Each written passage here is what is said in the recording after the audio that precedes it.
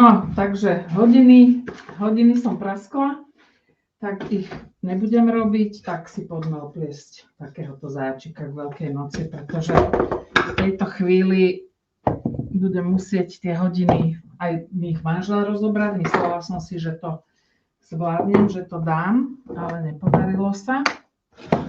Takže ideme si namočiť rybík a opletieme si k Veľkej noci zajačika.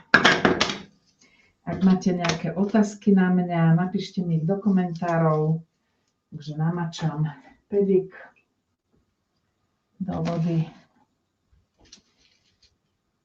Voda je vlažná.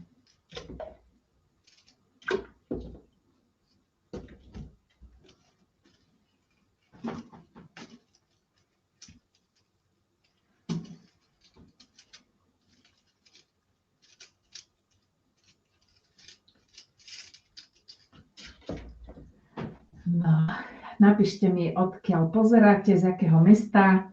Nech vidím, z akej vzdialenosti sa vieme takto spojiť vďaka internetu, vďaka tomu, že máme takéto úžasné vymoženosti, že sa to dá. Takže dienko, na začiatok vždy treba si spočítať dierky. Teraz dúfam, že tieto dierky budú mať takú hrúbku, alebo teda, no, aby boli tak veľké, aby som do nich vedela zastrčiť ten pedik. Vyskúšame. Dobre. Takže na začiatku si vždy spočítate dierky. 1, 2, 3, 4, 5, 6, 7, 8, 9, 10, 11, 12, 13, 14, 15, 16, 17, 18, 19, 20, 21, 22. Častokrát dostávam otázku, či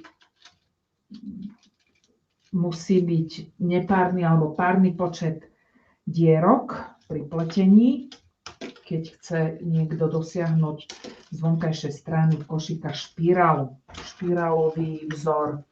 Pozerám, či ho tu mám ho tu. Mám ho tu na príborníku, takže tento príborník, vidíš, vlastne ide do takej špirály ten vzor. A toto sú nádherné vzory.